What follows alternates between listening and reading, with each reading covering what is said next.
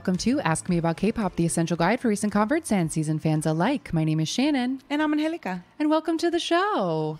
How we doing? Hot. I'm currently sweating, honestly. It's very hot in LA right now. Yeah, it's finally really, really summer. Mm-hmm. Yeah, we had so much fun talking about SHINee last time. Thanks to everybody who had lovely things to say about the SHINee episode. And everyone who isn't a Shawwell but listened and had fun anyway. Yeah. We're always welcome. Always, always.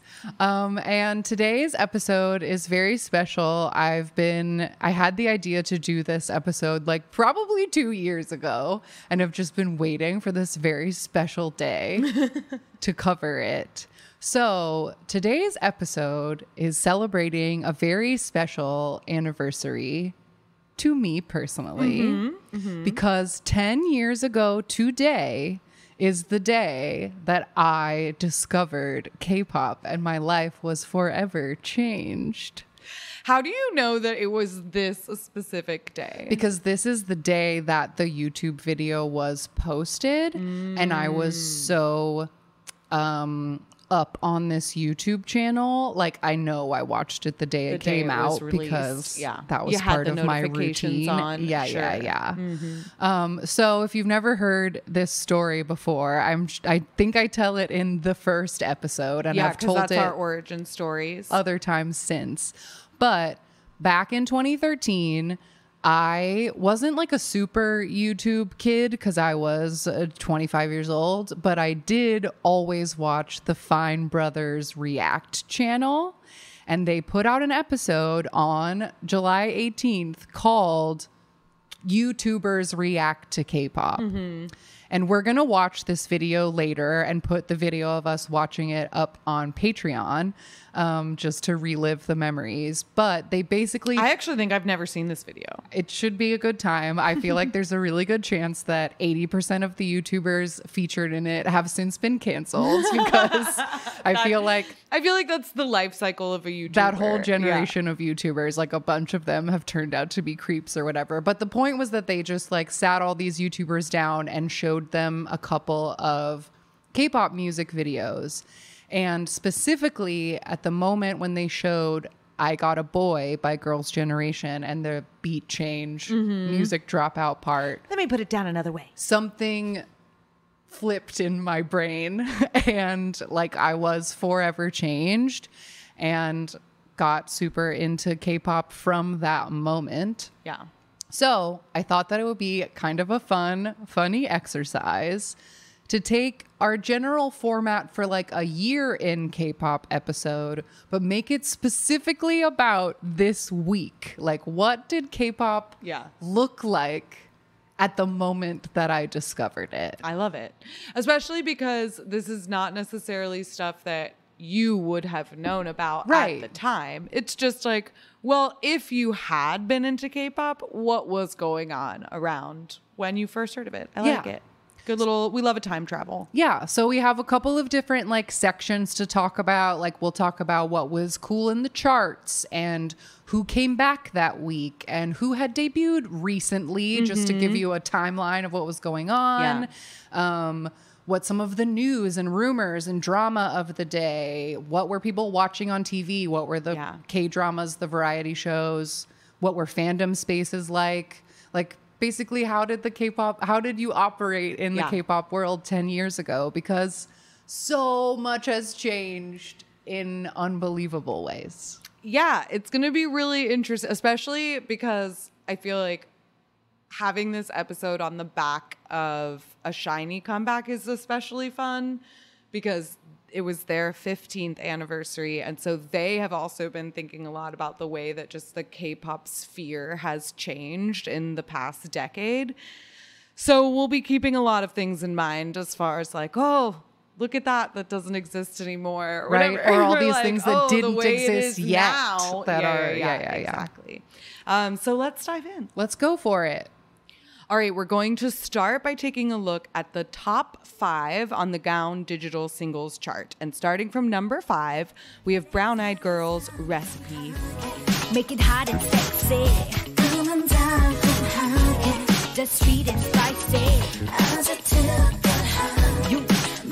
This song was produced by Primary with lyrics by member Mirio and dynamic duos Cheja, and it was released as a pre-release for their album Black Box. And we talked more about this in the Brown Eyed Girls deep dive that we have already done.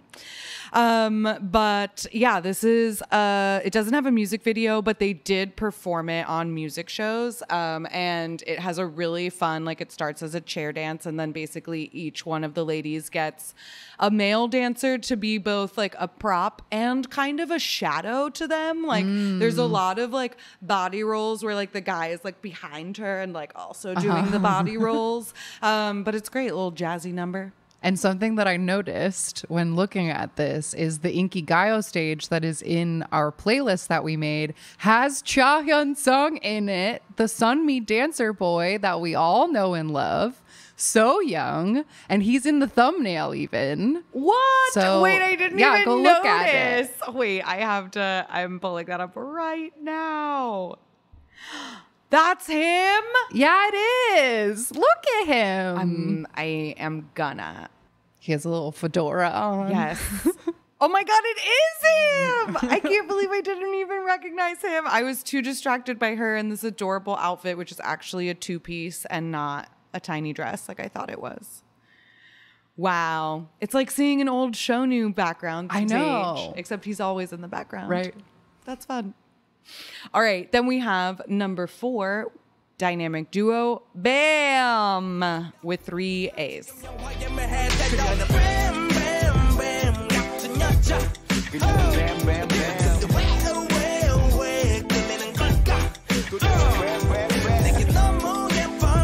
This song features an artist called Musi from UV, and the music video has Infinite, Monster, and Musi in it.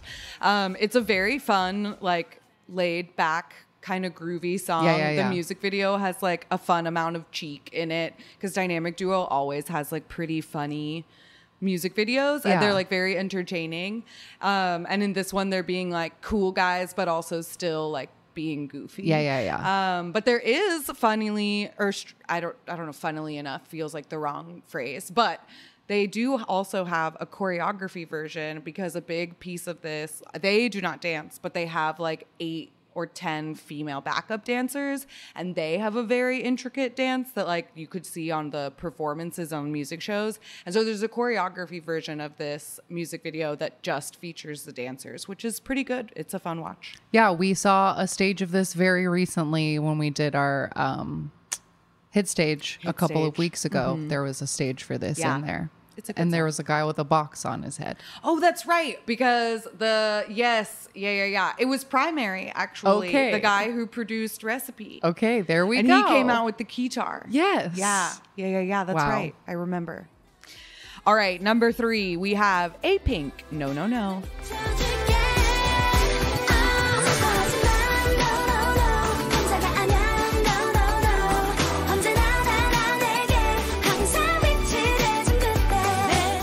More about this song in our A-Pink deep dive, but it was produced by Shin Sedong Tiger, and the music video is by Hong Won Ki of Zany Bros, which I had to write down because we've talked about the Zany Bros before in our music video episode.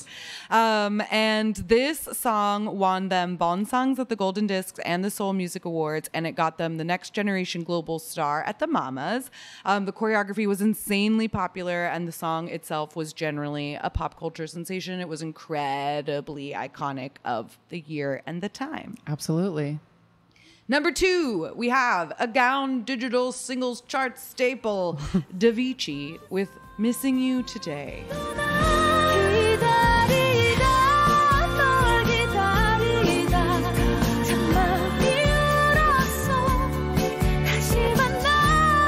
This song was composed by Chae Kyu-sung, and the duo Daichi so loved the song that they wanted to put it out right away, but they held it until the rainy season of the summer because the composer asked that it be released during that time in order to match the vibe of the song. I just thought that was nice. Yeah. They were like, okay, fine, we'll respect your wishes because we love the song so much. But Daichi is like a ballad duo that makes super long music videos. This one is 6 minutes and 35 seconds. Parents. It stars actress Lee Da-hee and Oh Ji-eun.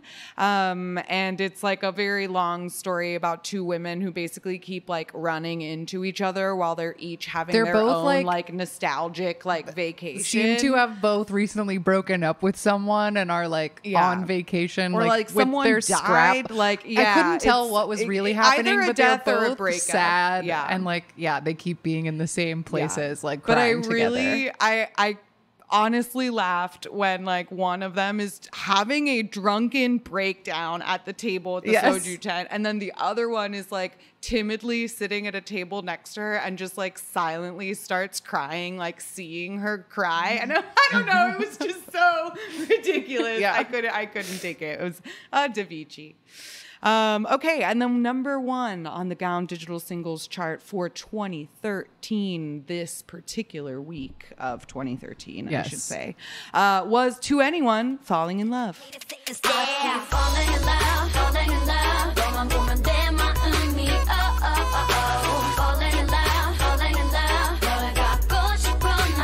This song, we just recently talked about it because it was in the 2013 hit stage that we watched because it was so popular. But it was a very big change of pace for their usual concept. It's a reggae, electronic hip hop song. And it is produced by Teddy, co-written by Park and Choice 37. And you can hear more about that in our To Anyone deep dive. Yeah, we've covered so much of this already.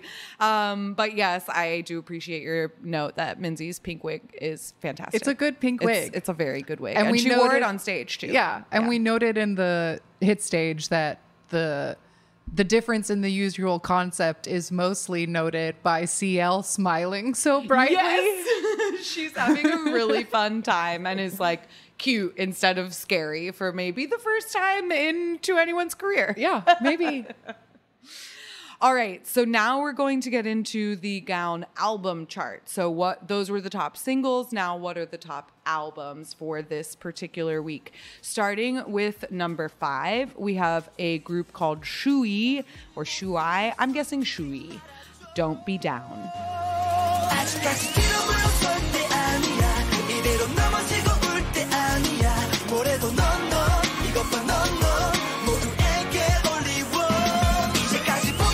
Okay, so unlike most of the stuff on this list, I had never heard of this group or this song. Apparently, the group's full name, because it's SHU-I, it stands for Super Tribe So Hot Union of Idols.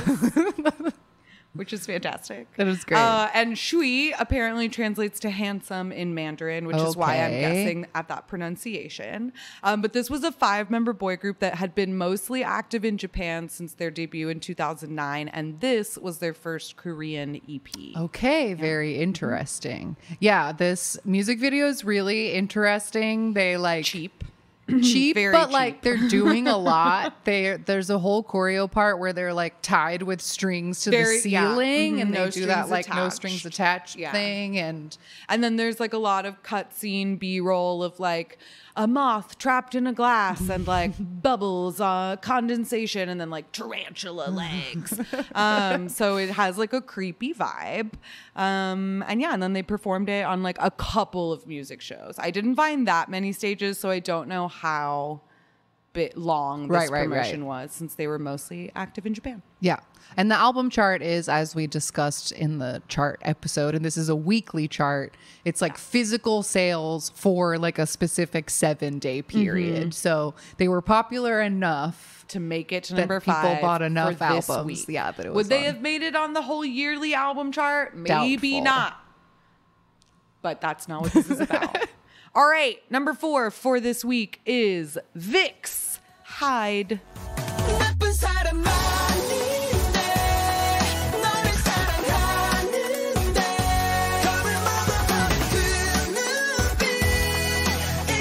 Content warning again for tarantulas, because there are tarantulas, snakes, and worm maggot things in like bloody meat that is supposed to look like a heart. This music video is very disturbing imagery, just as a warning. It's very gross. And also, but Ravi's triangle bangs should be seen. Yeah. They deserve to be seen. Luckily, you can catch them in the music stages because they're quite wild. This was VIXX's first EP. Both the cover of this album and the repack, which was called Jekyll, have all of the members shirtless in the woods, and then like school pictures, but like with shoulders. So very saucy. Ooh la la. And this is, again, a Zany Brothers music video. Okay. We love to see it. Of the time. Exactly. I love it. Number 3 on the list is Super Junior D&E, I Wanna Dance.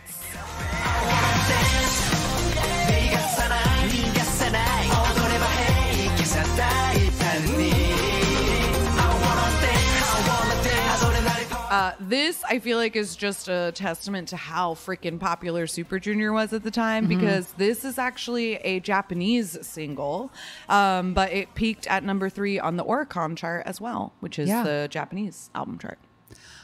This has a fun fake street scene dancing music video with a real, D&E choreography. And I just have to say this because I can't think of another time that I would say it, but I saw like probably a couple months ago, there was like on Twitter, people were doing a like, who are examples of people who are like, look the same, like who are people that look the same that you wouldn't expect look the same or whatever. And somebody pointed out that Donghae and Top have the same face. And once I looked at it, like now I can't unsee it. And it's so crazy, but they literally have the same face. No way. Yes, they do. I think both of those guys are really hot, and I've never noticed. I'm pulling them up right now. Oh, no. They do have similar faces. Oh, my God. Wow. Isn't that wild? Wow. I wouldn't say it's the same. It's not exactly face, the same. There's a couple of pictures that are like, whoa, holy shit. Yeah, they're very similar. They do have really similar faces. Because I feel like the features that are super strong for them are the same. Yeah. Like the eyebrows and the... Wow. Well, when you got to type. Yeah. You got to type. All right. That was number 3 on the chart. Okay, so number 2 is A-Pink Secret Garden, and the title song is No No No, which we just heard. But this was their 3rd EP, their first release with 6 members. Like I said, we have a whole deep dive on them, but it hit number 41 for the year, sold 69,000 copies, and the overall theme of the album was healing. So it was meant to have a fresh concept. And I just wrote, because I was thinking about it, and I even to prepare for this episode, like I recreated essentially my first K-pop playlist to try to like put myself back in it. And I feel like I can't even describe how important this album is to me, because I feel like when so my origin story, I saw Girls' Generation video, loved it, made a Pandora station, which I'll talk about later in the episode, of Girls' Generation, and then heard an A-Pink song, specifically Booby Boo. I talked about this in the first episode, and then I got super into A-Pink, but those first like 2 weeks of me being a K-pop stan, the only thing I had to listen to was like this single A-Pink album. I must have listened to the other earlier ones, but they only had 3. So they had like 16 songs total, and they were the only thing I listened to for weeks. And so when I hear any song off of Secret Garden, like the way that it transports me is wild. Every single song on it, I know like completely phonetically. Yeah. Like at the time I had absolutely no understanding of Korean, didn't even know any words, but I like knew every syllable of those songs. Totally. And like, I don't know, it's just like so deeply important to me. And I listened to it so much. I love it. All right, number 1 on the Gaon album chart was by a band named My Name. It was their first mini album, and the title track was Baby, I'm Sorry.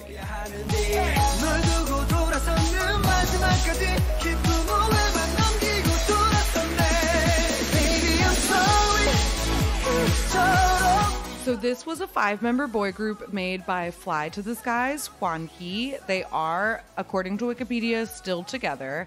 And we have watched this music video. We got them in the random game, I think, at years some and point. years and years ago. So long ago. But so the music video for this track has a runtime of 7 minutes and 41 seconds.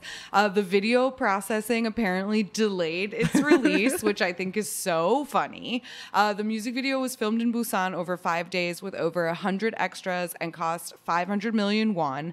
And the director actually entered a 30-minute version of it into a film festival because the music video is based on a film called something I don't remember.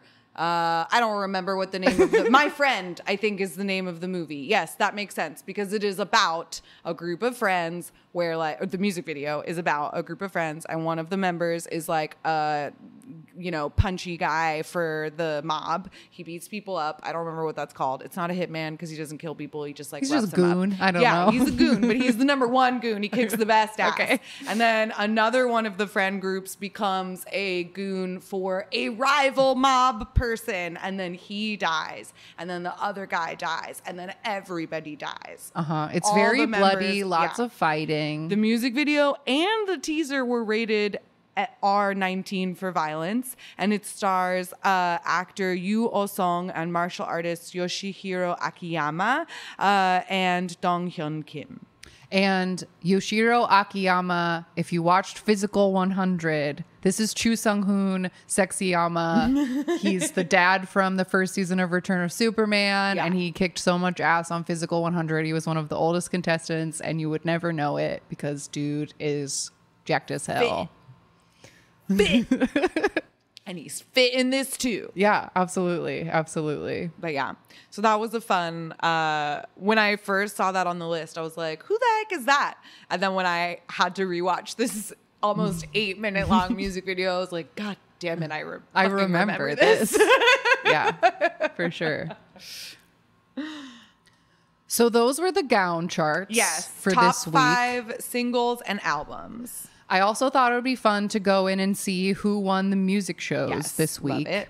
So on the 17th of July, the show champion winner was A-Pink for No No No, Nice. which was their second win of their entire career. They all cried. It was a like video win, like they weren't on the stage. Oh. It was like they were standing on a video and they thought that they were just making like a promo for show champion, and then they tell them that they won. Oh, and then so they it's like a all, nice It's like a surprise. surprise, and That they all is cry. fun. It's very sweet. And just for history's sake, at the time, show champion was hosted by Tiara Hyunjung and Amber of FX. Nice. The I like that next- context. Yeah. Of like who were the hosts? hot What's MCs? going on? Yeah. So on the 18th on M Countdown, 21 won for Falling in Love. And at the time, M Countdown was hosted by Bora and Soyu of Sistar. On the 19th, Music Bank, A-Pink won. And at the time, Music Bank was hosted by 2AM Jinwoon and actress Park Se-young, who would go on to marry my Woo Young on 2 p.m. like 6 months later. So that was exciting to see her. Then on the 20th, on Music Core, 21 won for Falling in Love. And at the time, Music Core was hosted by my Mino, actress Kim So-hyun, and the comedian Hong Chol, who's that like funny guy that's in the Touch My Body music video. Yes. And then on the 21st, on Inkigayo, 21 won for Falling in Love. And at the time, Inkigayo was hosted by Kwangyi and IU with actor Lee Hyun-woo. And I was able to find this whole Inkigayo episode on YouTube in parts. I really had hoped that some of the other shows were available in their entirety just so I could see, but only Inkigayo was up. So I watched the whole thing yesterday. It was a really good time. But some of the stages, and I want to like play some of the silly ones, but we had Infinite doing Destiny, 21 did Falling in Love. EXO was still promoting Wolf. There was this M Black PSA called Energy Saving Song. Amazing.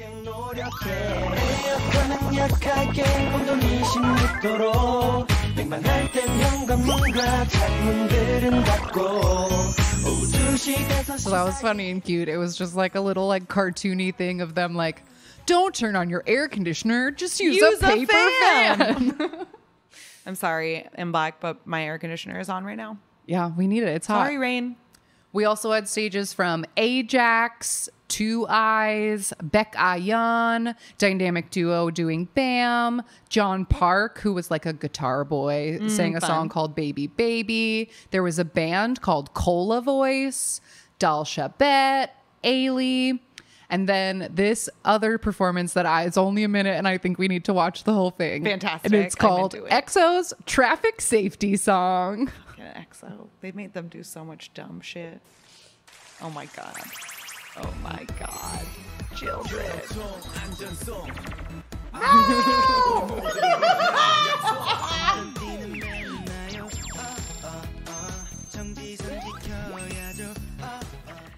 I'm so sad this is as loud as it goes. I'm putting both of my headphones in. Baekhyun and Chanyeol drunk driving. No. Not allowed. Oh my God. Don't watch TV in the car either.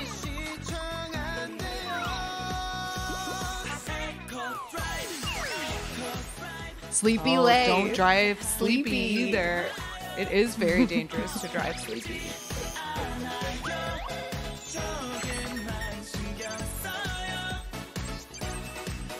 No drinking. No phone. No sleepy.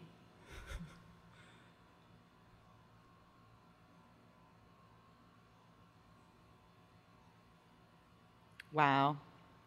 That was a fun flashback, so I had to include it. I love that. We also had stages from After School, Jewelry, Boys Republic, Bestie, A Pink No No No, and the My Name Baby I'm Sorry. I love it. And we're going to talk about most of those people throughout this whole episode. Another interesting thing that happened this week was on the 18th of July was the Mnet 20s Choice Awards. And this was the 7th and final yearly Mnet award show. And the tagline was Korea's first summer award ceremony for those in their 20s, where play and culture coexist. Winners are selected in 20 categories. Okay, so like the Teen Choice Awards, but the 20s Choice Awards. 20s Choice Awards. Love it. And it appeared through my research that the reason that this was the last one is that in 2014, instead, they celebrated the 10th anniversary of M Countdown. Okay. And then in 2015, they started hosting KCON as an M Countdown episode. So it seems that the KCON shows replaced this. Interesting. But it was like a music show and an award show. So there were performance stages from CL, SHINee, Infinite Sistar, Shinhwa, Lee Hyori, Stellar, Wonder Boys, Show Me the Money Cast, and Girls' Day. And the K-pop category winners, because they were like acting and sports. It was very like stuff. Teen Choice Awards. So the K-pop winners were CL won the Style Award for her baddest female comeback. Nice. SHINee won the Performance Award for Dream Girl. Amazing. And they performed Why So Serious. And they were wearing suits that were short pants. And the suits were totally spray painted in like a million different colors. So like they look very colorful and fun.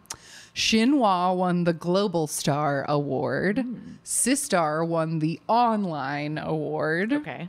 And Shinhwa also won the Voice Award. Wow. So Shinhwa 2013, still big for Shinhwa. Still around. Love it. Still around. All right, so next up we have comebacks that happened this week. So on July 15th, we had a comeback from JYJ's Jinsu with the song Incredible.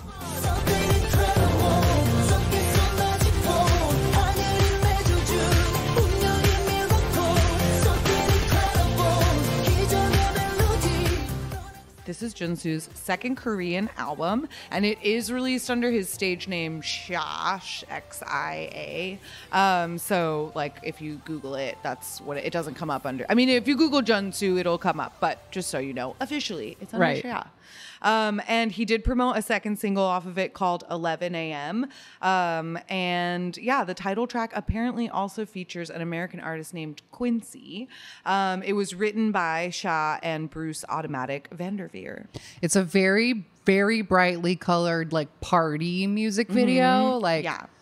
And the Full song house itself party. is like sexual. You make me feel incredible. And he's like body rolling on a bed, and there's a white lady on the bed too. So like we know what it's about, but it's like a very much like summer party song. And he looks hot. He does look hot. Yeah. And it's good. But the album art, he has really pretty eyeshadow on. Like one eye is blue and one eye is green. Yeah. His hair is a little rooster. It's like very shaved on the side and like really tall. Very shaved on the sides. Yeah.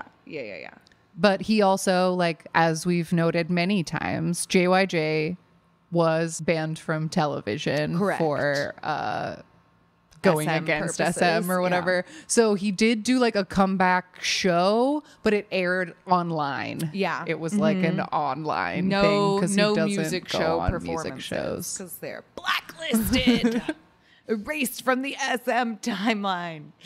All right, the very same day, perhaps as purposeful competition, EXO put out their Wolf: Drama Version music videos. And you're not going to hear a clip of this because it's like a drama. Yeah. They did release both Korean and Chinese versions of each episode, but this is a multi-episode like production that came out.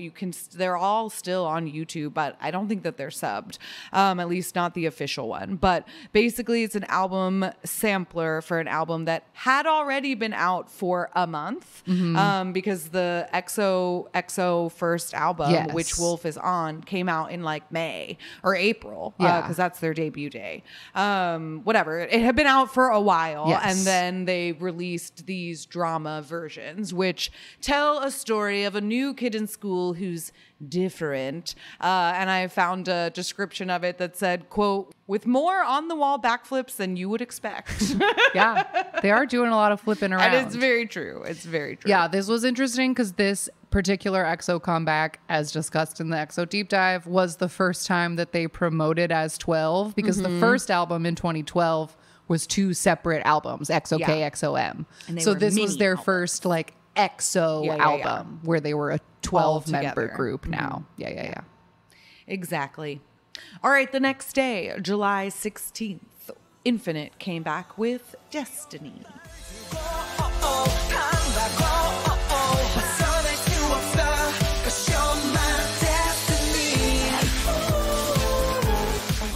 Such a good song. This song was written and produced by Alphabet. The music video reportedly cost 1 billion won to produce, and it was filmed at Universal Studios along with a few other locations in LA. And Infinite was reportedly the first K-pop group that was allowed or given permission to film in these locations. As we discussed in the deep dive, this is the music video that has a second version that never came out of respect to an airplane crash. The original music video had like scenes of them or footage of them in the airplane. Yeah. So they took that out. And so the official music video is titled parentheses version B, but there is no version A. So if you go to look for it, that is why. It doesn't exist, so don't look too hard. But we did do a whole deep dive on Infinite. So if you want to know more about this comeback, check that out. But they went on to win 4 music show trophies. This album sold 166,000 copies. And yeah, very much guns out, buckle straps, fingerless gloves, stage outfits. Yeah. Good looks all around. Definitely good looks for Infinite, for sure. That same day, SHINee released Green Rain as a Queen's Classroom OST.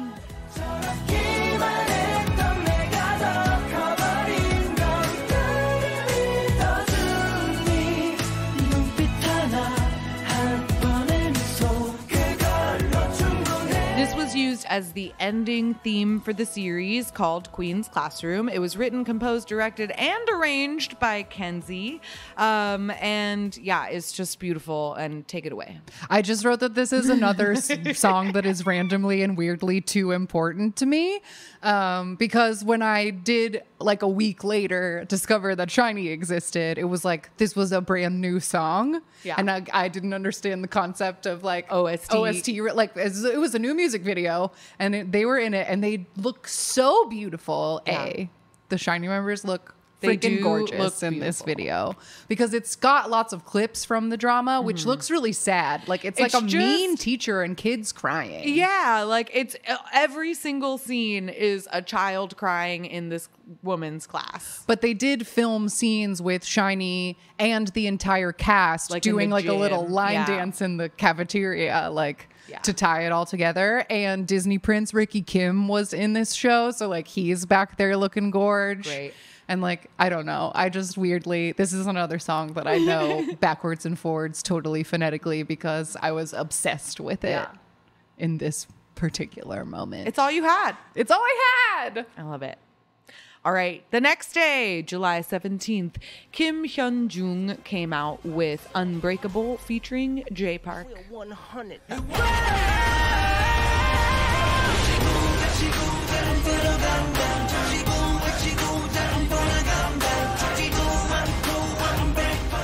So Hyunjung is from Double S 501 and he was also in Boys Over Flowers. He is a drunk driver and has been accused of domestic abuse. So just a little bit of context for who he is. But at this moment, he was just a real cool, popular hot guy. And this music video is just like abs out, and like the album cover feature like focuses on the like goblin tattoo on his chest.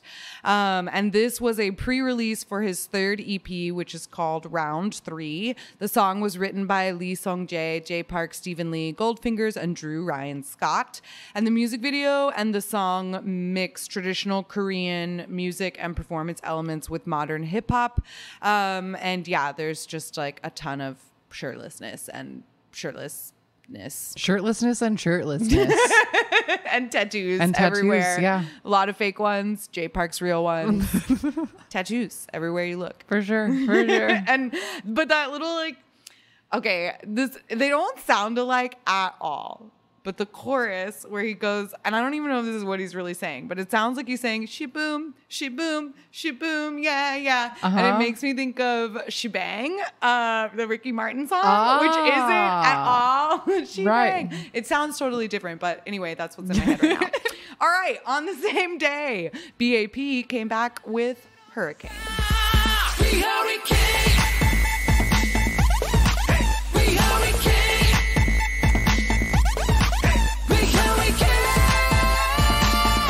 This is their second title track from their third EP.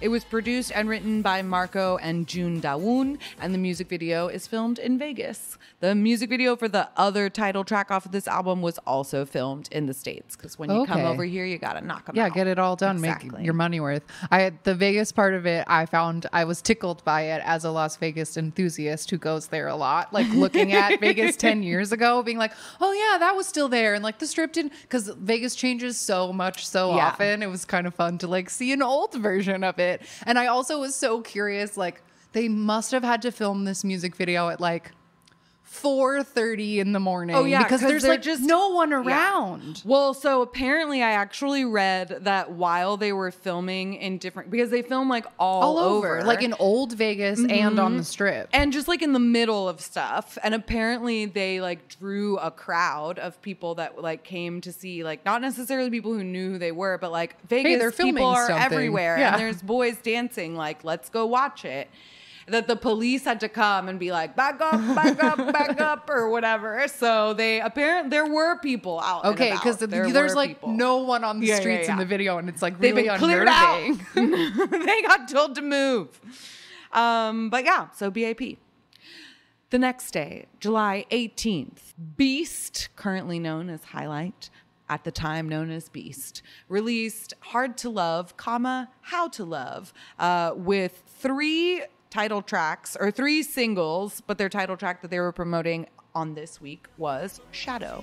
Because I'm shadow 원하고 있는데 눈부셨던 그대로 나 돌아갈래 그림자처럼 This was their second studio album, third overall. The song Shadow was composed by Hyunjung and his writing partner Kim Tae-ju. Actually, the entire album was written by and those produced two by people. those two people. And this album won the group Bonsang Awards at the Golden Discs Melon Music Awards, at the 23rd Seoul Music Awards, and Shadow won a Melon Music Award for Best Music Video and 3 music show trophies. So it was very popular. But again, tarantulas and snakes and weird mealy worms And birds. and birds. This one also has They have, birds. like, hawks. Yes. They're, like, they're like doing holding, bird like, handling. they're like falconing, Falconry. Yeah, I was like, what's it called? Where you hold Falconry, birds. where you have a bird. Yeah, and then there's a guy that's like totally painted like a skeleton, and he does like weird dancing, and then they like have 2 of him on the screen, and it's a very, very, it's very of the time. Yes. Especially when it's on the same list as like Hyde. Like Yeah, I yeah, feel yeah. like I'm watching the same thing over and over. It is wild. But anyway, that was the trend, I For guess. sure. All right. And then last but not least, on July 19th, we had a group called Odai, not related to Luna, come back with Follow Me.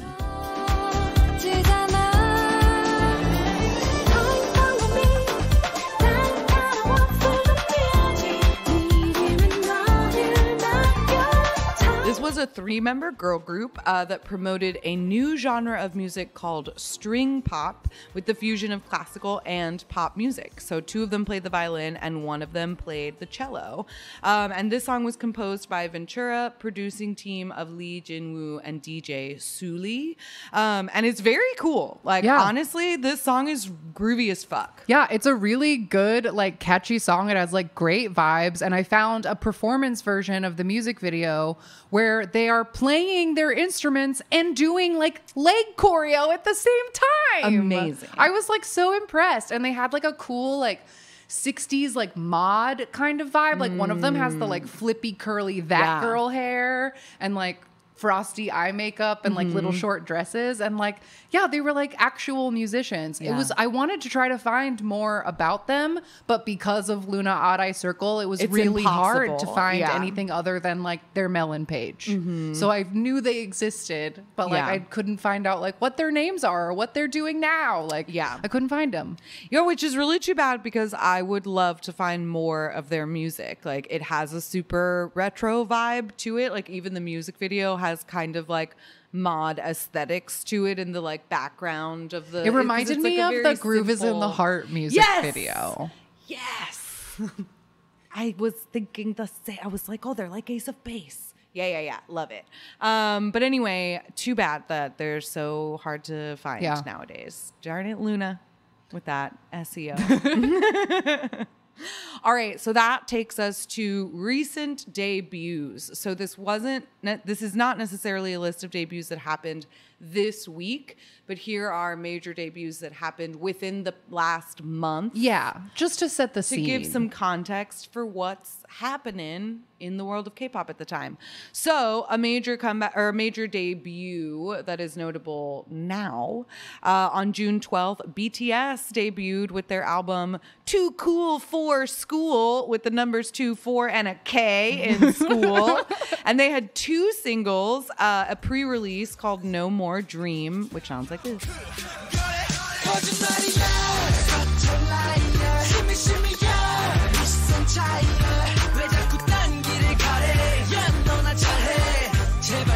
So that was a pre-release, and they also put out We Are Bulletproof: Part 2. Both of those songs were written and produced by P-Dog, Hitman Bang, Supreme Boy, with lyrics by Rap Monster Suga and J-Hope. And both of those music videos were produced by Zany Bros, so on trend. And they have choreography by Son Song-dok, which we don't usually note the choreography, but I found the name of the choreographer, Hey. so I was like, hey, great, shout out to that Write it guy. down. But yeah, if you have never heard BTS's debut song, that's what it sounded That's what like. it sounded like. Very different vibe. But and they're- very different aesthetic Yeah, in the for music sure. video. But it's like watching the Monsta X music Yes. video or like debut and seeing that exact same like silly hip hop drop crotch pants, drop bandana, crotch, big like hair, bandanas, so chain many link bandanas, fences and skateboards. yeah, and graffiti.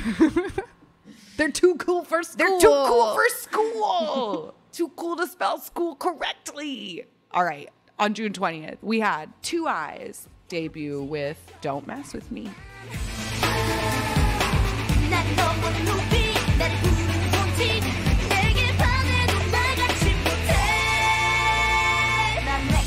So Two Eyes was a 5-member girl group under Sidus HQ, and they were originally called, I'm going to guess this was pronounced as Gods because it's God, G-O-D with a 5 at the end. That makes sense. Because they're modeled after G-O-D, but they were renamed for their ability to communicate with the audience with their eyes. And this music video, there are 2 versions of this music video. One that is like choreo-focused box video that has like a graffiti box.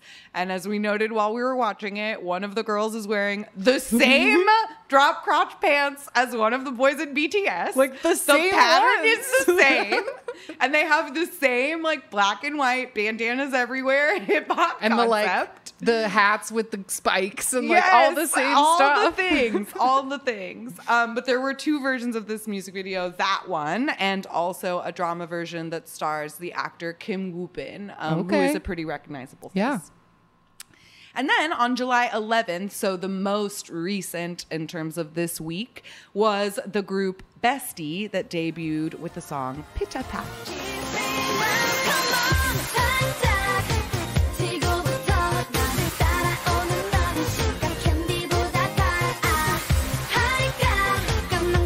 Bestie was a 4-member girl group under YNB Entertainment, and 3 of the members were previously in EXID. If you're confused by that, listen to our EXID deep dive, and we'll explain to you about the casting of EXID.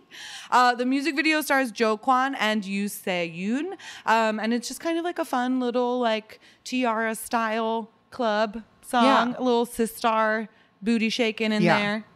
And some very short shorts. That was all in the music video and all of the stages. I was just like so taken aback by how short their shorts are, because I feel like we talk about this. There's no sexy groups anymore because everyone's too young. Right, but like the shorts and the high heels like was such a thing, and like nobody does that anymore. You know, which is funny because when I was putting together the notes for these comebacks and stuff, specifically the A-Pink album was supposed to be fresh and girly, young and innocent because everyone was doing sexy. And they were like, everybody does sexy girls. We're going to do fresh, young girls instead. So they wore longer skirts and they did sweet little dances. Yeah. And it's funny because now it's like the opposite. It's all come back around the other way.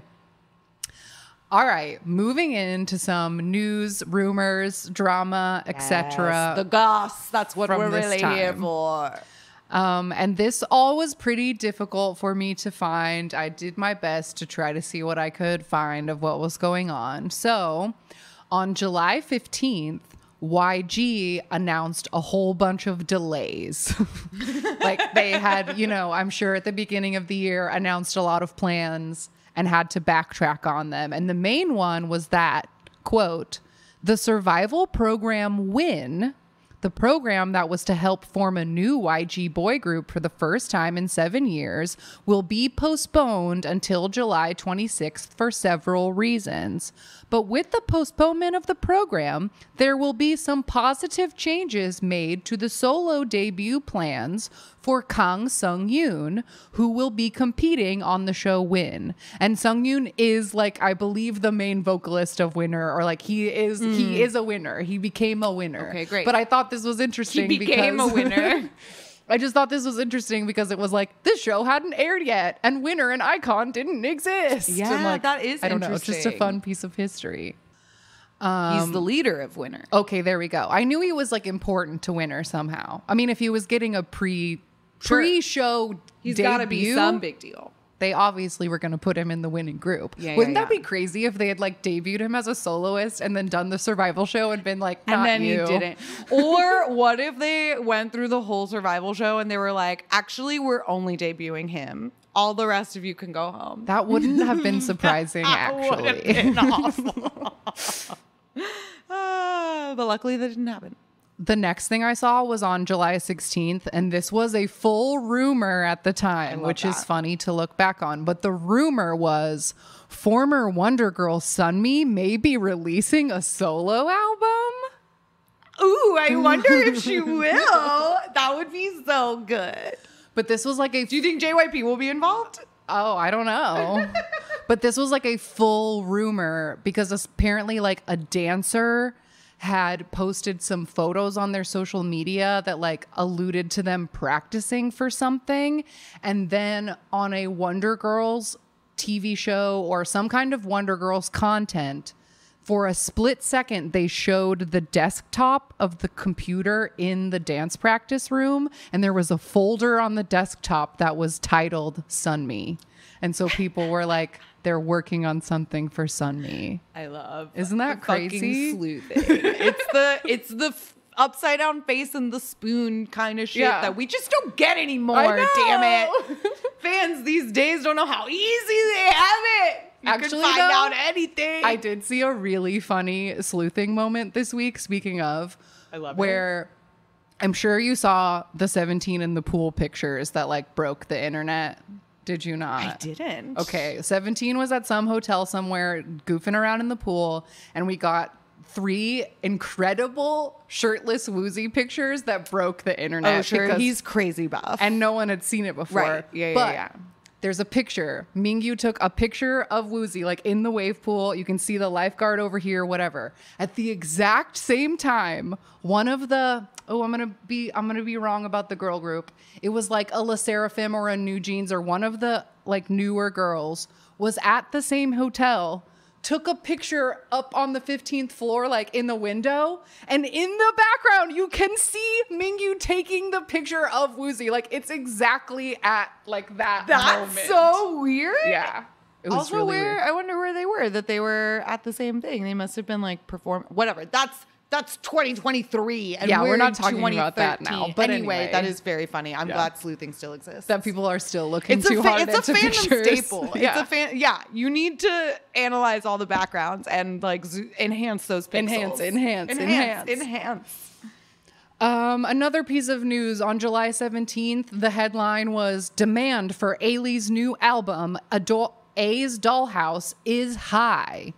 And the story was that her album, which included her single You and I that she was promoting this week, was released on July 12th, and it sold out completely in stores way quicker than they expected. So her agency had to apologize and say that like they had ordered enough copies based on how many people had bought the last album, and it turned out to be way more popular. So they were like, oh, we're talking to the manufacturers and basically apologizing to try to get more albums printed. So good for Ailee. Another piece of news from July 17th was that JYJ was going to appear on an Australian TV show called Pop Asia. Ooh, fun. So that was like exciting for Australia.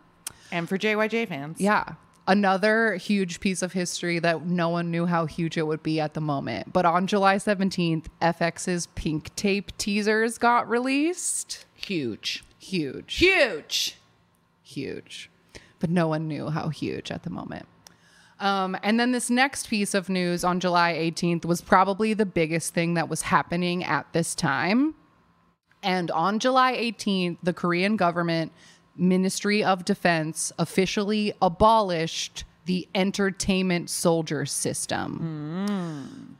We talked about this a little bit in our like army episode, but here's the explanation from the press statement.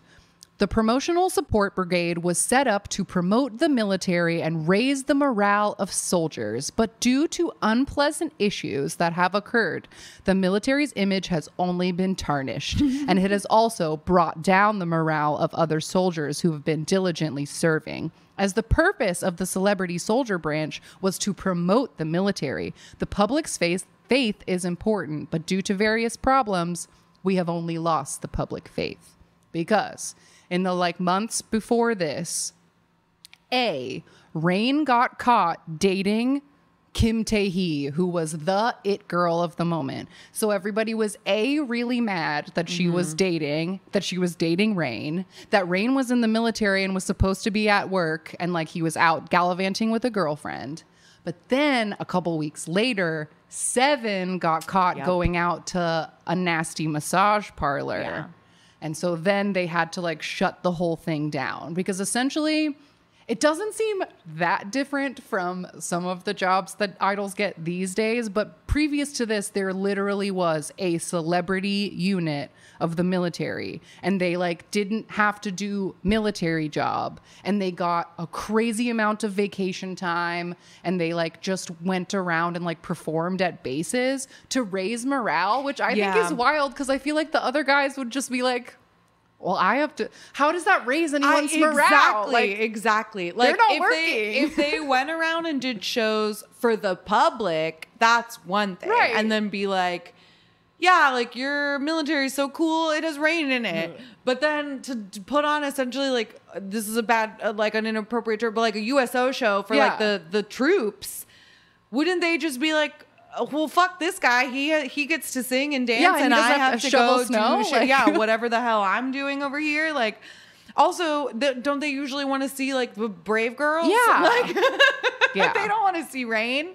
Yeah, I don't know. So essentially, this was a very big deal. Celebrity unit is like abolished, and so I feel like the idols who enlisted after this, like TVXQ, were like, we're gonna be cops, and it was like people started taking like real military jobs to try to like offset this at first, and now I think we're back in a time of like, just take the public service job, be gone longer. Yeah. Like nobody actually wants to do active duty military service. But this was like the big drama at the time. Celebrity soldiers, they're a problem, and so they can't be a thing anymore. So on this day, they also announced that Rain would be released from the military on August 3rd. And that was also a really big kerfuffle because people were like, he should serve again. Yeah. Mm-hmm. Psy had to serve twice because of the celebrity. Like I looked at a whole article and like some of the celebrity soldiers got like 300 days of vacation time and they're only supposed to be there for like 600 days. Insane. Like they really did get very special treatment. So for sure. And I remember like Psy redid because he was like still. Wasn't he like promoting? Yeah, he was like actively still working. Like you're not supposed to be making money while you're in the military, whatever. There's a whole thing. It makes sense. It's fine. It's whatever. Big piece of news. Another fun news for July 18th. Taemin turned 21 in Korean age, but happy birthday, Taemin. It's Taemin's birthday today. I'm wearing my Taemin t-shirt to celebrate our baby turning 30. He's 30 years old. He's officially spent half his life being a Chinese. But at this time, he was only 20, and he wrote a letter to his fans asking them to donate to charities instead of buying him birthday presents. Sweet. So that's very that sweet. Was the news for that day. Another piece of news on July 18th, the like headline was that Haha and Byul posted a like nice selfie like in anticipation of their son being born. That was the headline on the 18th, but their son was born on July 9th, but the public didn't know about him until he was 100 days old because like that's kind of the thing there is like your kid doesn't get like a name or like announced until they're 100 days old. So he was already born, but that wasn't public knowledge at the time. Gotcha. Dream is his name, and I have been watching Haha Bus lately on VIXX, early recommendation for a really fun show. It's just Haha and Byul, and they gave them a fun little camper bus, and they take their 3 adorable, amazing, well-behaved, precious children all around the country and eat so much food and meet people, and it's just like a really sweet show. Aww. They're a really sweet couple, and their kids are so adorable, and it's really nice. So cute. Haha Bus is nice, but fun thing, like Baby Dream, he was little, and now he's 10. Wow. Let's see what else. On July 20th, Girls' Generation was performing in Taiwan as a part of their GG World Tour. Amazing. So that's going on. And then I also saw on July 20th, this was not news at the time, but per the dates on the YouTube, the very famous 17 TV clips with all the like baby Babies. 17s were posted on this day. That's really funny. History. All right, moving on to like what was the K-drama and variety scene at the moment in 2013. So I noticed that the I Can Hear Your Voice OST was like all over the charts. The show was airing from June until August, but like a lot of the under the top 5 that we talked about, like the I Can Hear Your Voice OST was like everywhere. So that seems to be like the drama of the moment. Gotcha. But there's also a variety show called I Can See Your Voice. Yes. Okay, just making sure. Yes. And when I was trying to find clips from the I Can Hear Your Voice OST, It was very the difficult TV to show find. was Yeah, coming yeah, up yeah, yeah. instead. Got it. I think Okay. that came later, Gotcha. probably off the back of this. Fair enough. Yeah. But I feel like probably the biggest thing is that We Got Married was the moment. Yeah. We Got Married was still really, really major popular. It was a very major thing. All of the top posts on like the Sunmi forums, like were about We Got Married, couples past and present. Everyone was really excited about We Got Married. And we have a whole episode about We Got Married where we talk about it for so long. So if you don't check know what that out. is, we'll listen to that.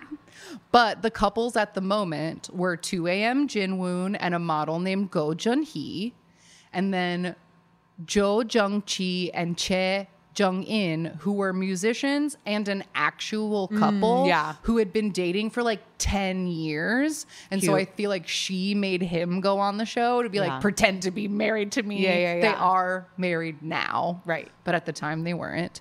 And of course, Shiny Taemin and A Pink Naeun, which is such a huge part Hugely important. of my origin story. Let's see, what else was on? There was a show called Our Neighborhood Sports and Education, but its English title was Cool Kids on the Block. Oh, yeah.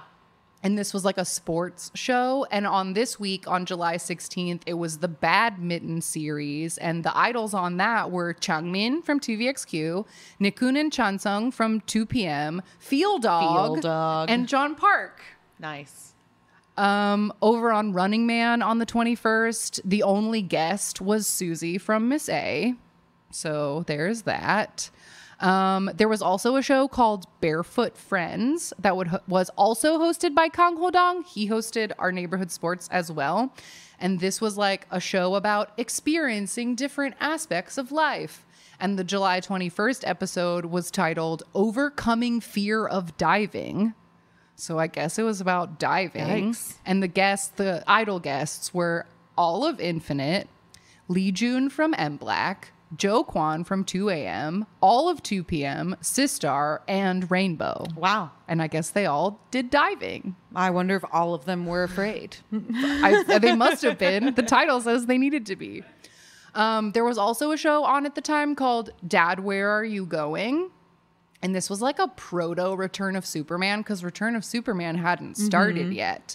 But it was like actors who are dads take their kids on like a travel, like camping trip, like all together in a big bus. But the kids were not babies. Like most of them were like tweens and like a little older. But it made lots of news and it was like very popular at the time. And I feel like it inspired Return of Superman, which became its whole own thing. And also, Let's Go Dream Team was still on the air. Very important. This was another fun sports show. And they were also diving on July 21st. It was the summer special celebrity diving contest. Wow. Weird. And there were a lot of people on this episode, but some of the idols that were participating were Dalshabet's Gaon, 100%'s Sangun, Two Eyes Dawsum, they had just debuted a week ago. Wow. And MIB Gangnam. Nice. Let's Go Dream Team is a great type of show that doesn't really exist anymore. Yeah. And gave us some incredibly high quality Mino content. Absolutely high quality Mino content. Smile for the camera. Smile for the camera. I was looking, like, I didn't write it down, but Happy Together was still very important at this time. But on this particular week, there were only athletes on that week's episode of Happy Together, but there were often idols on that show. I felt like only writing down the things where there was like, idols on the variety shows. But those were some of the big important variety shows at the time. Nice. Okay. And my last little section of discussion is, what were the fandom spaces at the time? Like, if you were a K-pop fan, where did you go to express your love of K-pop or learn things about K-pop? Yeah, what were your options at the time? And I feel like one of the biggest ones was the Sunmi forums and just forums in general, because I feel like in this period of time of the internet, like, forums were like the place for fandom content. And like, when I was in high school in the early 2000s, I managed fan forums on fanforum.net for various celebrities and TV shows and stuff. So I'm very used to a forum as a layout. Yeah. But the Sunmi forums were really popular globally, and they had like threads with tens of millions of views on them. They were active constantly, like split up into every tiny category you could think of. And particularly, they had a section called Shippers Paradise, which was like all about shipping. And I went on the archive to see what the forum looked like on July 18th. And the Mino Sully ship was like the most popular one. Because To the Beautiful You had aired in October the year before. Yeah. And everybody like loved them together, and they were so cute, and all the like and Shiny behind FX stuff. was very close. Yeah. So that was a really popular ship. Also, the Younghwa Sohyun. This was a We Got Married couple. Younghwa from CN Blue and Sohyun from Girls' Generation. They were already off of We Got Married, but their like shippers remained strong. And this page was at 13.4 million views. Wow. And they hadn't been on We Got Married for years. And also, I just noticed another like funny, like kind of wow, how the times have changed moment. On July 18th, on the Sunmi forum for groups, individual groups, the official Bangtan Boys fan thread had 16 replies. Wow. What a world! What a There world. were only 6, and I bet it was only 4 people. I didn't let myself. I like did not let myself click through the forums too long, because I could have. I would lose a week of my life if you let me go like look at old fan forum stuff. Well, especially because Sunmi had to have been one of the only and definitely the most reliable international fan space. And so like, for, you know, all these people all over the world that they are the only person they know that knows anything about K-pop, like, they've gotta go to Sunmi. And so like, everyone is going to just be flocking there. So interesting. Whereas like now, you can have it anywhere, you know, like you could take it to your Twitter, your own personal Tumblr, your Instagram, whatever. There's YouTube, so many different places for you to go. And here it's like all in one place. Yeah. Another one that was really important and that I used for a lot of the news research earlier is a live journal community called Omona They Didn't. And this is an offshoot of the very popular live journal celebrity gossip community that was called Oh No They Didn't, which was my entire personality when I was in college. I was so into Oh No They Didn't, and I made so many friends on Oh No They Didn't that I have like met in person and remain friends with to this day. Amazing. But also Oh No They Didn't is still active. It's they are as active as it used to be, but honestly, it's still there. It's still there, and it's a source we use on this podcast all the time. Also Tumblr, and as far as I knew at the time, like I did the majority of my K-pop standing on Sunmi and on Tumblr. Those were the places, because I feel like Tumblr at the time was still, it was really easy to use, like all of the like plugins and stuff that like made the like tags, but like, what was that thing called? Do you remember what it was called? There was like a extension that you could get for Tumblr that like made it better, and like everybody used it. And then at some point it like stopped working. I can't remember what it was called Don't now. remember. A Chrome extension, like a or Yeah, I think it was like because a it would have had to browser have been on the extension, computer, and it like made Tumblr Oh, girl, better. how many years ago did I use Tumblr on the computer? Like I know, now I 10. only use it on my phone. Yeah, I don't know. I don't don't remember. know. I don't. But the point is that Tumblr was great at the time. I mean, I know it still like exists, but this was like before Yahoo bought it, and like when Tumblr was still like as great as it could ever be, or whatever. peak Tumblr. And I spent so much time making GIFs, and lots of people spent lots of time making GIFs, and like it was a great place for like fangirl times. Yeah. I still, some of the Tumblr blogs that I follow, I have been following, like the K-pop blogs that I've been following since like 2013 for sure. As far as like Instagram was fairly new as a platform. So like not many idols were using it yet. Yeah. Especially because at the time, this was not a period where idols all had their own phones. Right. Like that's pretty standard now. Like I don't even really know of groups like, you know, Do the New no Jeans phone anymore? debuted with phones, right? And so like I don't even think they do that anymore. But at the time, idols were not allowed to have their own phones. They were not allowed to have their own personal accounts on anything. Yeah. So, and there was also like, I don't think that they did like verification. So there was like no way to know if it like actually was a celebrity. Didn't do verification yet. Yeah, because it was still very new. Yeah, and Instagram, like at the time, they had just this summer added the ability to add a 15-second video. Like before then, it was only pictures. Yeah. And I feel like it wasn't even like captions and hashtags. Like I feel like the early Instagram was like picture. Like that's it. That's all you get. So it was not as important at the time for sure. Twitter, similarly, still had 140 character limit.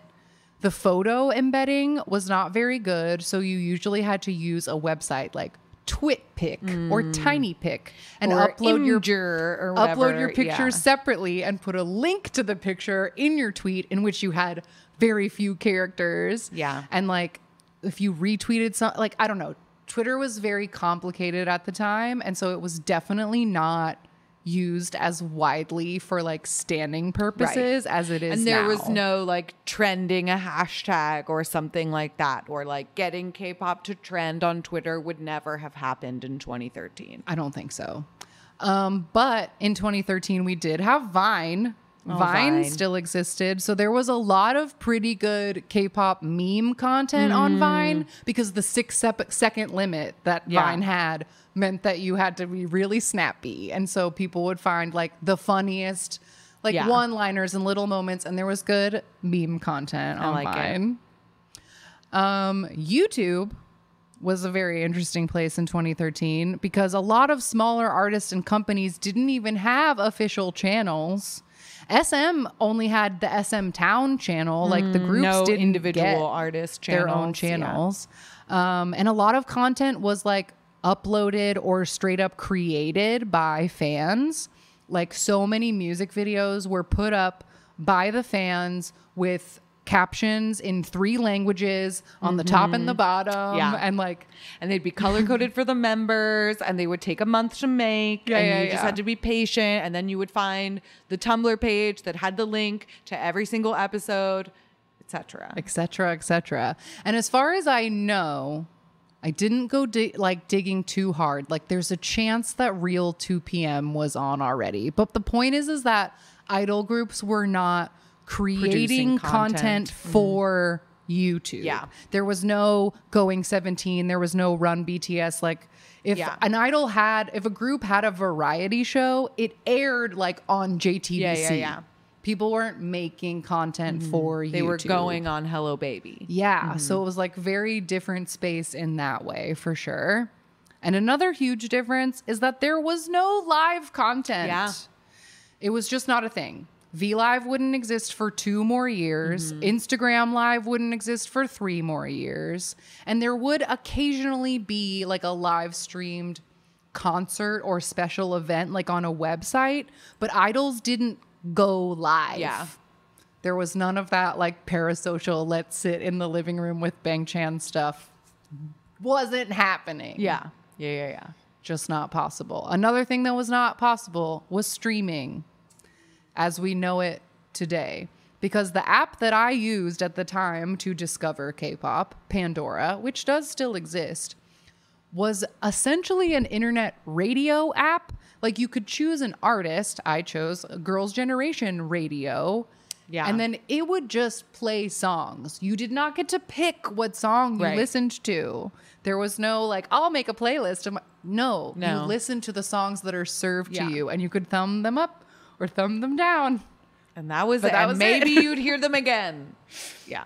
So like at the time, I bought what music I could officially from iTunes, but as K-pop was not as popular and not as global, there were a lot of artists and companies that didn't have music on iTunes. True. So I ripped a lot of my music from YouTube. YouTube to MP3, baby. YouTube to MP3 and then put them on my actual iPod. Yeah, on my iPod. And the first CD I ever made you to try to make you like Shiny, I burned you a Shiny CD of my ripped YouTube song. I still have it. Oh, I good. still have it. And I would listen to it in my car. When you were talking about knowing the whole A-Pink album phonetically, I was like, that's like my Shiny mix CD that you gave me. I know. So because I was like the only thing I had. And there were a couple of songs on there that like I would play it in my car, and like someone else would be in my car and they'd be like, why does this sound so tinny? And I would be like, what do you mean? And I was like, oh, because it's a YouTube rip of a concert live rip concert. Yeah. Yeah, so many of my songs were like somebody's ripped Shiny World DVD, and then I ripped that and then burned it onto a CD. So the quality had degraded several times. A few different times. And I still remember the day the Lucky Star music video came out in like 240p. And damn it, we loved every pixel we had. Yeah. That was wild because I was looking at the YouTube like it was a Japanese release, so it was harder to find. Yes. Yeah. And I was looking at the YouTube like Wikipedia to try to be like, okay, what were the features that YouTube had in 2013? And they said that in 2013 they did allow for 720p uploads, but I feel like that was just like not, most things were 240. Yeah. Most things. Yeah. Like even my whole horde of We Got Marrieds that I had the foresight to download 10 years ago because I knew they wouldn't last are 240p. Yeah. They're very, very small and very, very pixelated because I feel like most people's internet like wasn't high speed and like a lot of things that are just so easy now, like that you can just open TikTok and like keep scrolling and the videos happen instantly. Yeah. Shit, if you used to pull things up on YouTube and have to like wait you'd have to a pause minute for it to and then like walk load. away and go make yourself lunch, and then when you came back the mega video would have loaded 72%, and now you can watch as much as you can. But you better hope it keeps loading while you watch, or else it'll catch up. Yep. And it'll start to buffer.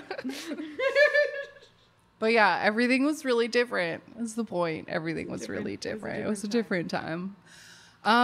So that's all of the information from the week of July 14th, 2013 that I could find. But closing thoughts, I wrote some questions to like kick us off, and the first one was like style trends we might have noticed. And Tarantulas. I mean, yeah, the like creatures, For real, though, the creep creatures. factors. Yeah, and the same exact creatures. That is in really wild. multiple I of wonder if there those. was like an animal wrangler who had like given his business card to out at every a network. company. Yeah, like I can get you He went snakes. to an award show and was like, "I got you. You need bugs." Well, it was like I Zany got Bros bugs. was like involved. They might have known a snake handler. It's true.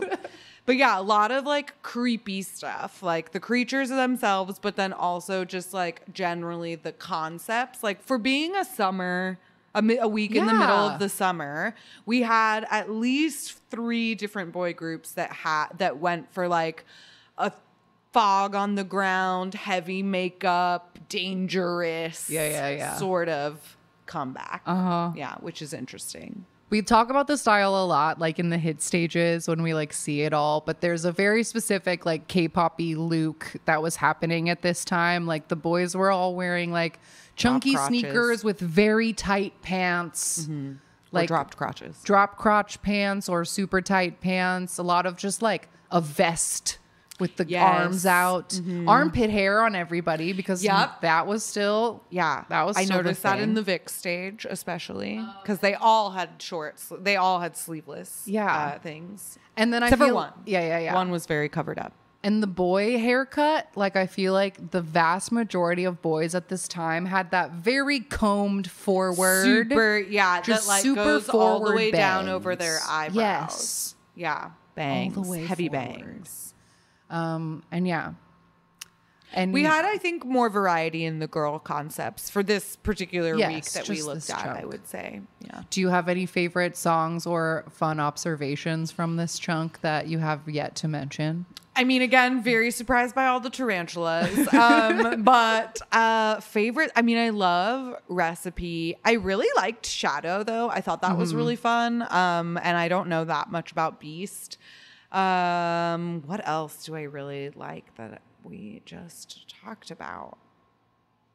I'm just scrolling through it all. I don't know.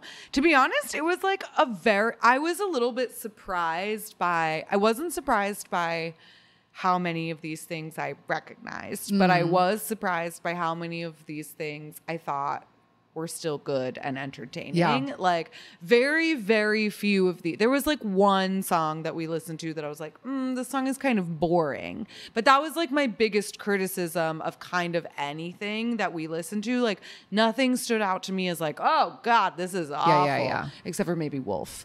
But we didn't have to listen to that. No, we didn't. So, I was spared. Yeah. The other thing I wanted to discuss was just how K-pop endures and how many of the groups that we talked about in this very specific week are still not only like active, but are active this week now. True. Like EXO is back right now. True. Shiny just came back. Dara from 21 just like made her first real Korean solo debut this week. True. Her brother, Thunder from M Black, announced his wedding this week. Ooh, exciting. Which I Congratulations, Thunder. I just have to make a little jokey observation that it's very brotherly of him to wait for the week that his sister finally makes her solo comeback to go on TV and be like, I've been dating a Gugudan for 4 years and we're getting married in September.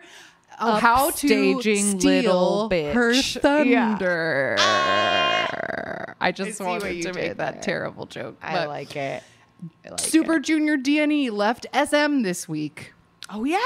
That Like- was big news. What else? Yeah, Haha and Byul and their kids have a TV show still. One of the highlights, Beast Highlights, is also getting married very soon. Oh, yeah. I've heard that Infinite, I think they announced that Infinite is coming back soon. I think Infinite is doing something soon. I mean, A-Pink came out with something like earlier this year. Yeah. So, yeah, definitely so many idols still active. Still which is very active. And I just interesting. I wrote this as a question. I don't like have an answer, but I don't know, something to think about. But it's very interesting. Like, why is it that it seems like the second gen has so much staying power, like compared to the first? Like, what is it that there's so many of these groups that literally 10 whole years later are almost as active as they were 10 years ago? Like, yeah. Well, I would wow. say I think we can pretty confidently assert that the second gen is just better than the first. Like they are more talented and the songs are better written and like it's just generally a better quality situation.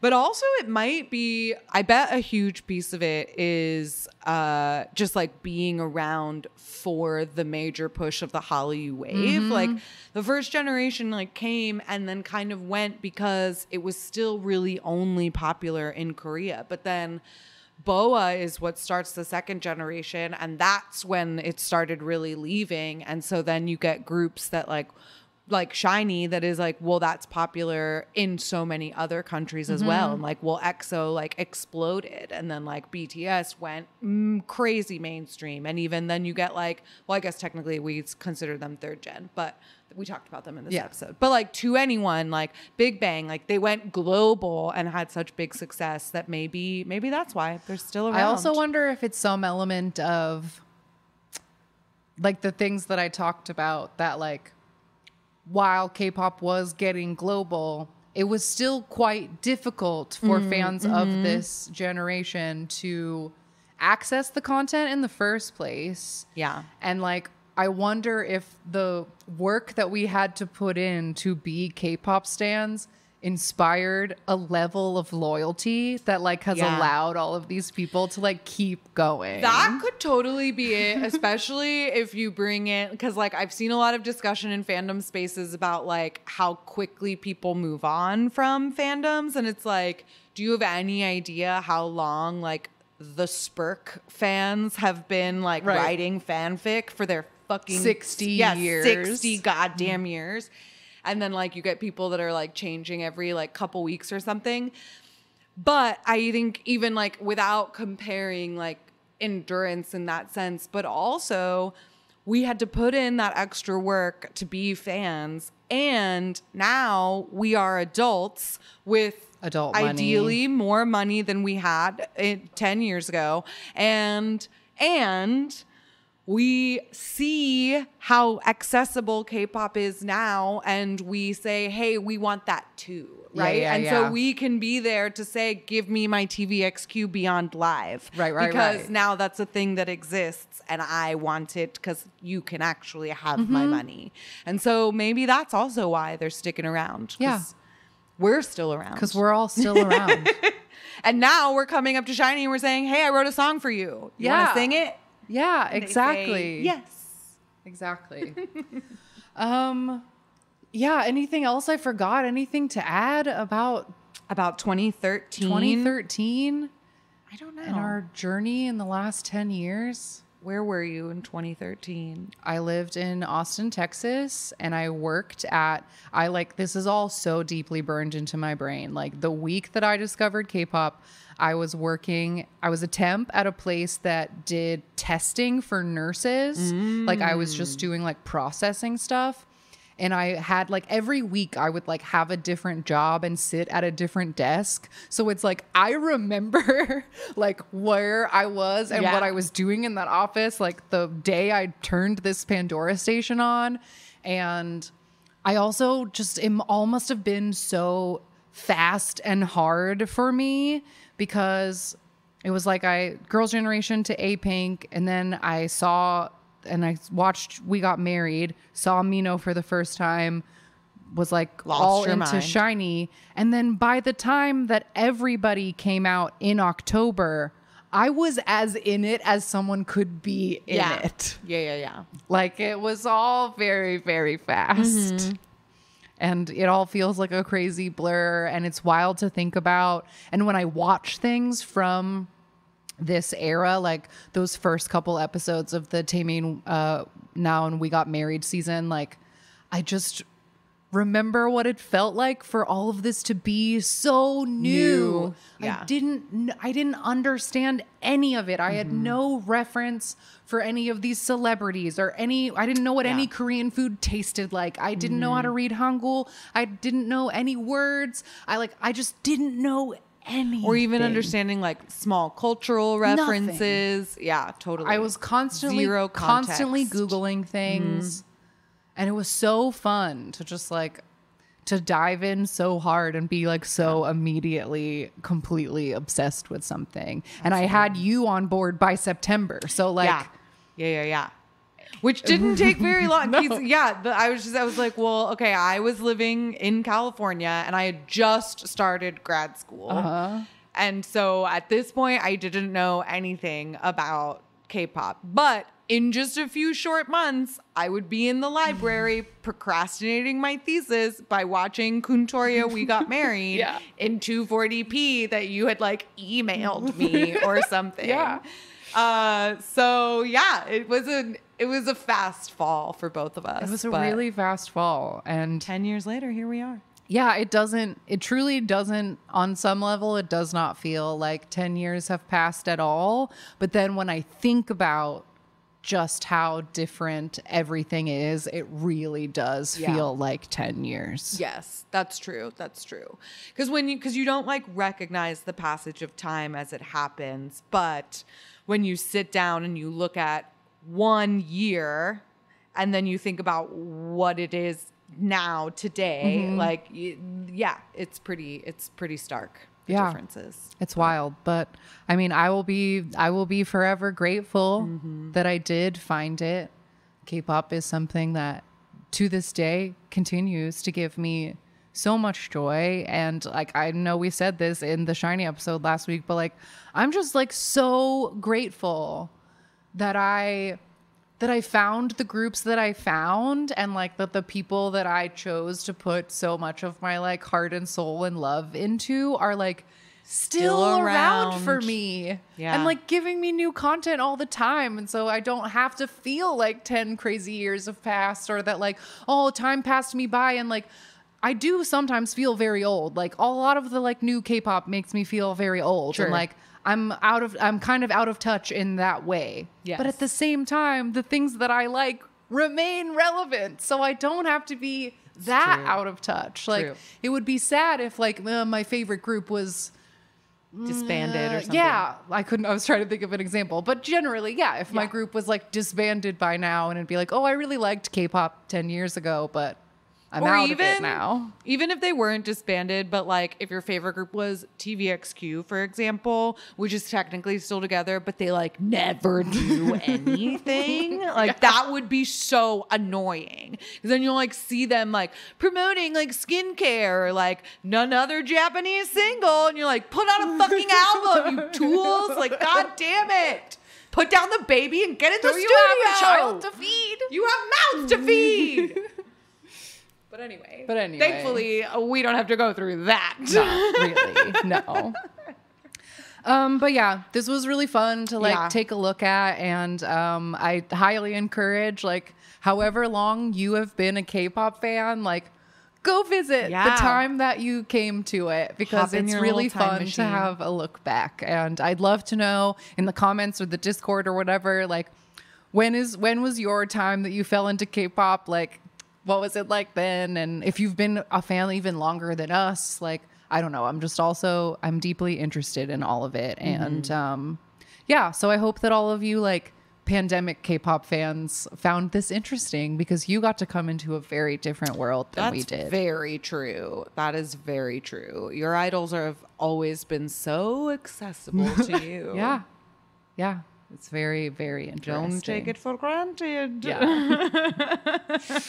All right. With that, let's go do a random game. Woo!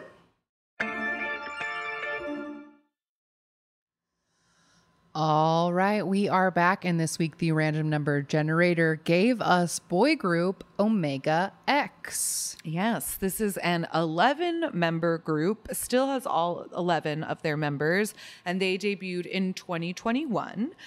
Most of the members pre-debut, if not all of them, but I'm not going to go through and count all of them right here in this list, but most of the members, if not all of them, participated in some form of competition trainee group that resulted in a temporary group like Mix 9, Produce 101, Under 19, etc. There were a bunch of them. Even the unit, they had some members in that. But so they debuted in 2021 with an EP called Vamos under a company called Spire.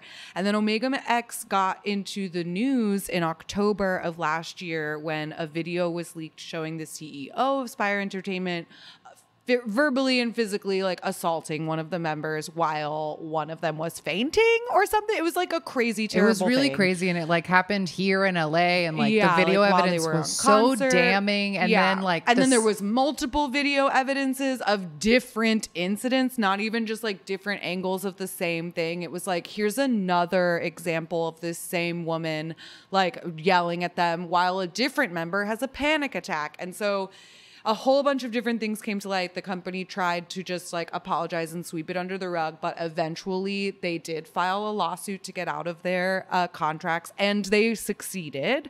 On January of this year, Omega X announced that they had won their lawsuit.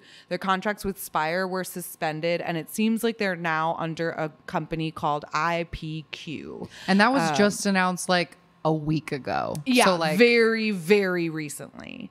So they have officially terminated their contract in May and signed a new contract just this month with IPQ. Overall, they have released 1 full album and 3 EPs and 1 single album. And their most watched music video is for the song that came out last year, which is called Love Me Like. Yeah, so we're going to give that a watch. And if you want to watch it with us, just go ahead and pull it up and press play when I say go. 3, 2, 1, go. Okay, I remember this song being on one of my Like lists. end of the year lists. Yeah, I knew it was this one. Spooky masks. Like almost like They're ski masks, but they luchador have masks. like yeah, but like with like embellishments. mariachi gold. I love that. What is that? A trumpet? Whatever it is, it's very addicting. Pretty fuzzy sweater. Yeah. Some nice chesties and tummies and stuff A lot of happening crop here. taps. Ooh, velvet suit. It's always wild when you see a group that has so many people in it. Yes, I am like, wow, there really are 11 of them. Yeah. Well, it was funny even like when we were watching. Yeah. Because there's so many. That's right. I remember this. I Right. loved that choreo. It's like so many hips. There. That. Oh, wow, yeah.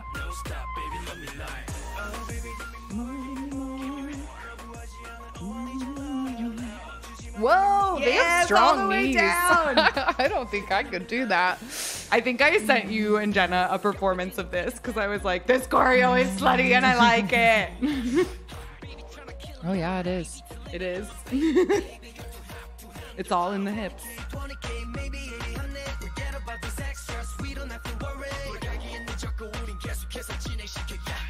But yeah, it's funny to like see so many people and then be like, oh, none of them are backup dancers. They're all part of the group. All the group. I do really like the styling in this music video. 'Cause It's they a go- lot of different styling. Like they Different. have like 5 full different outfits, Yeah. and none of them are ever wearing like the same thing. Like there's just a lot of different looks here. Yeah. Yeah, we have like a blue velvet look. We've got like a black mesh and fishnet look. We've got And then like a jeans soft and sweater soft boyfriendy look. boyfriend Yeah. moment. And this room with the really low ceilings is definitely like a K-pop staple. The, Oh, like, yeah. That box room. Yeah. We need to dance. Oh, no, a gun. One of them was laying in some bullets earlier, so Oh, I was really? I waiting didn't for the gun to come out. That yellow That sweater, sweater, looks though, so it's so comfy and good. It's like a very show new sweater in the like Yes! crop and the huge shoulders. Show new. We'll get to see Shonu in like a month. I can't wait. Been thinking about him every day.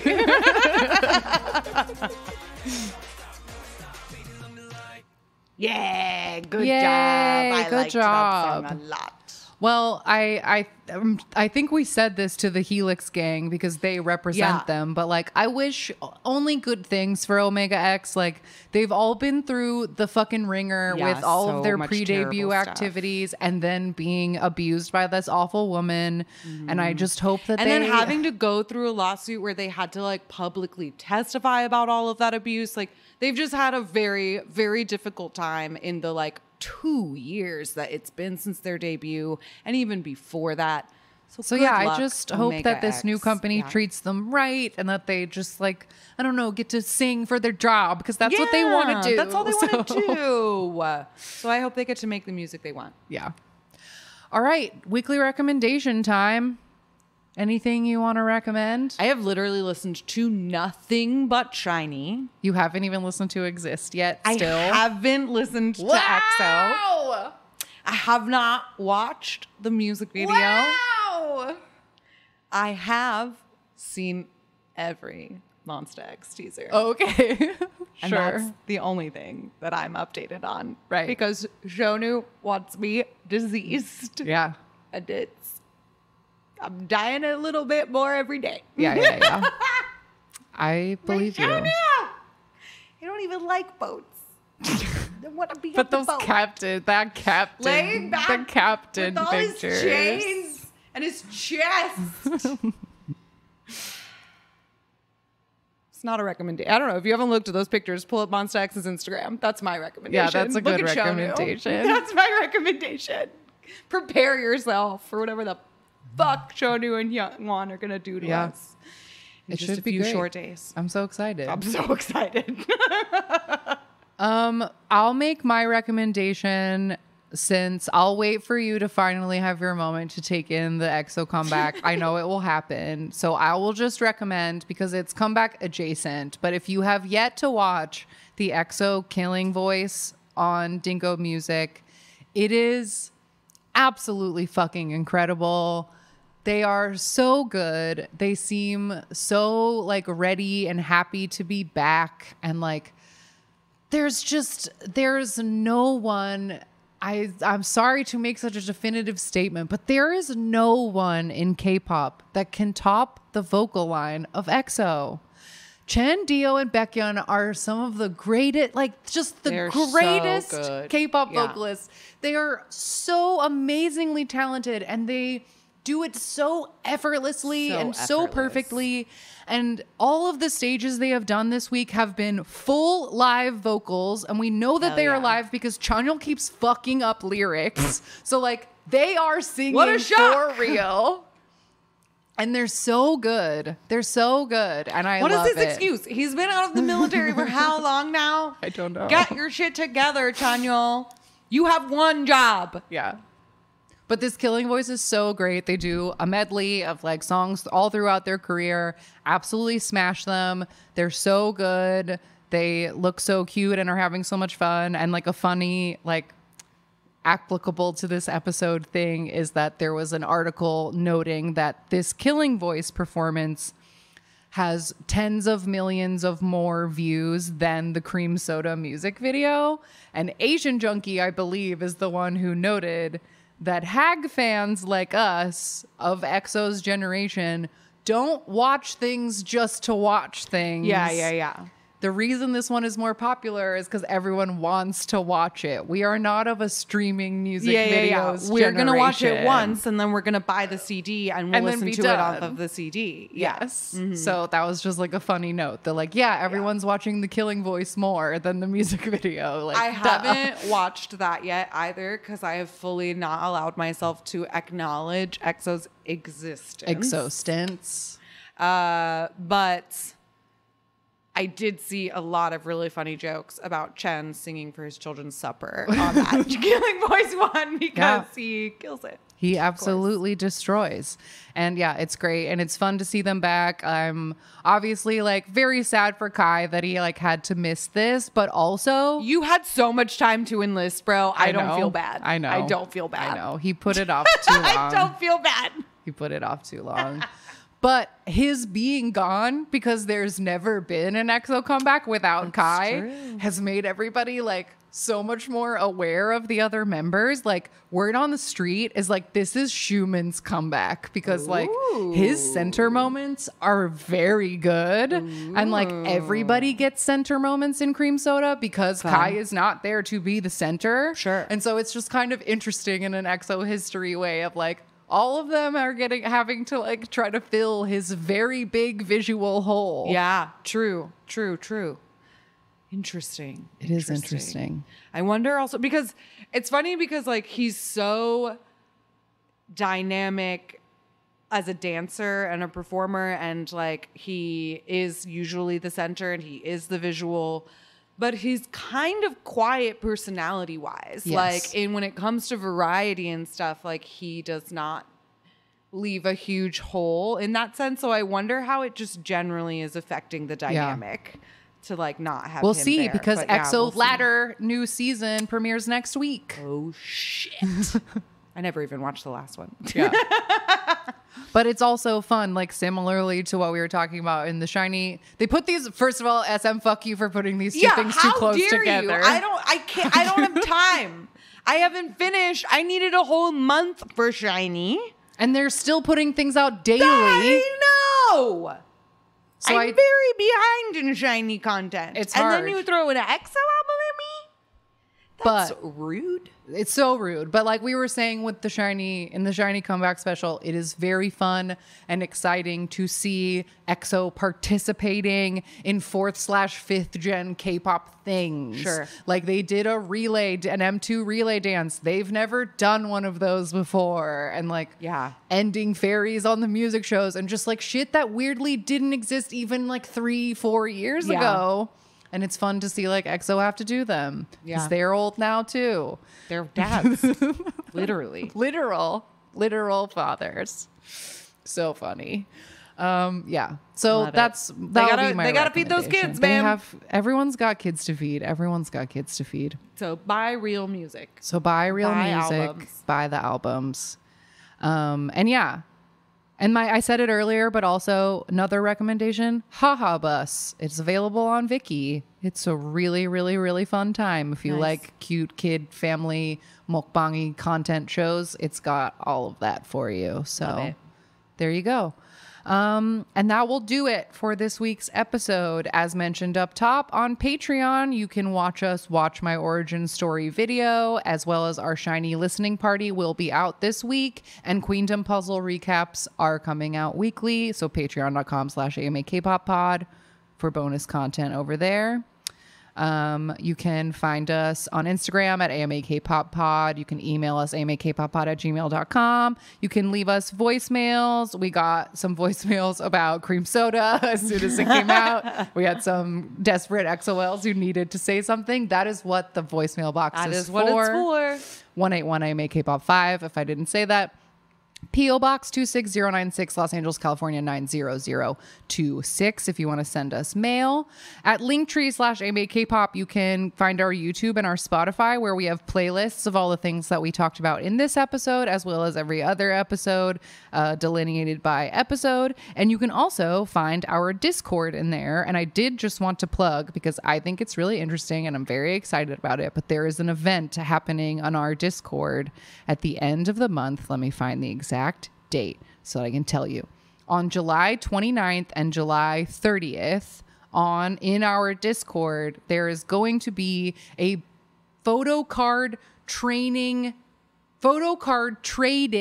training exercise, because we have a couple of girls in our Discord who are very into photo card trading, which has a lot of moving parts and vocabulary and things you need to know and websites you need to go to, So because it's a like, whole... so you want to trade photo cards. Yes.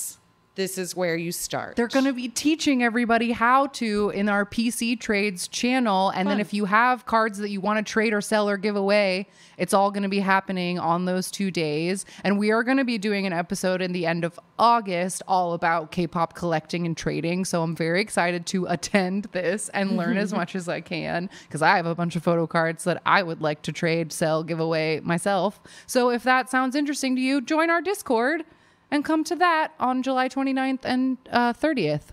I love it. And askmeaboutkpop.com. You can buy merch. We have stickers, buttons, keychains. You can Get your clear bag for KCON. clear vinyl bags for KCON. If you are coming to KCON, I definitely would like to get more organized this year about our meetup, like decide a time and place way ahead of time so that everybody knows where to be, because I would love to see all of your faces again. I want to bring some fun merch and stuff to give you. We have our poster that we got last time and had everybody sign. I want to bring it back this year and get more signatures on it. So anyway, if you're coming to KCON, stay tuned.